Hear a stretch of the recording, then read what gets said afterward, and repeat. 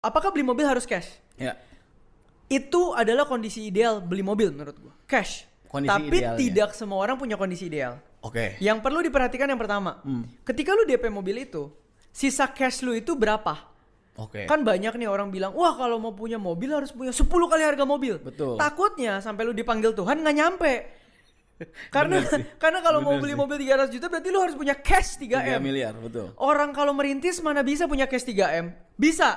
Bisa. Tapi mungkin kagak nikah, kagak Iya. kasih orang tua, kagak beli rumah. Butuh proses. Butuh proses karena dan banyak effort yang prioritas tinggi. Ya. selain mobil. Ya, Itu ya ditangkap ya, banyak prioritas selain mobil. Maka realistisnya punya 2 sampai 3 kali cash harga mobil udah bagus banget. Oke. Kalau nanya gua, kok kalau punya cash 2-3 kali kenapa beli mobil harus cicil? Itu pertanyaan Iya gua. enggak? Ya. Nah, balik lagi terserah kalian itu profesional atau entrepreneur.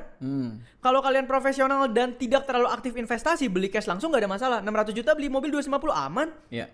Oke. Tapi kalau kalian entrepreneur yang ngegulung duit jadi modal usaha, atau kalian orang yang aktif investasi mengandalkan modal, misalnya, kok 200-300 juta, sayang taruh di sini bisa dapat 10% 2 tahun. Iya. Daripada gua bayar cash. Iya, betul. Karena kalau 200 juta jadiin cicilan, bunganya 2 tahun mungkin cuma 7%. Kalian masih menang margin. Iya, betul. Tergantung kalian yang mana. Gitu. Tapi kalau ngomongin uang cash yang punya 2 sampai 3 kali udah oke.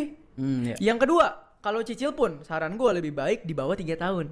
Oke. Karena itu bisa dapat best interest over. Dan ambillah ketika bank-bank lagi anniversary. Jadi ada diskon Iya. semuanya. Karena contoh beberapa bank anniversary itu cicilan 1-2 tahun bahkan itu bisa 2%. Iya, betul. Gua tahu. Iya nggak? Betul. Ngomong kasar, kok gue mau cicil 300 juta. Setahun 2%. 2 tahun 4% dong. Iya. Taruh obligasi 6,7%. Masih untung. Masih untung. Betul. Ngerti ya kenapa nggak harus selalu cash? Oke, Karena duit ini kebayang. bisa diputar. Ya. Tapi balik lagi ini terserah kalian. Asal ngerti cara muter duitnya. Asal ngerti cara muter duitnya. Dan yang kedua ini ngomongin cash flow. Oke. Selama cicilan per bulan ya tidak lebih dari maksimal 25%-an lah ya. Oke. Dari pendapatan kalian nggak ada masalah. Kok masih kalau aman ya? gua udah DP nih, gua gedein DP-nya. Penghasilan gua 8 juta. Iya.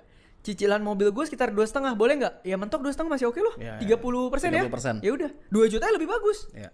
Nggak ada masalah, itu berarti kalian beli mobil di kondisi yang sehat secara keuangan. Betul. Yang ketiga, lihat kebutuhan dan mobilitas kalian. Tapi gue orang yang mobilitasnya tinggi. Pekerjaan gue narik Grab misalnya, Oke. narik Gokar, atau pekerjaan gue tiap hari mengharuskan gue bolak-balik jauh sekali. Dan kalau gue bawa mobil, gue bisa lebih irit. Oke. Nah itu kan berarti ada kebutuhan ya. Iya.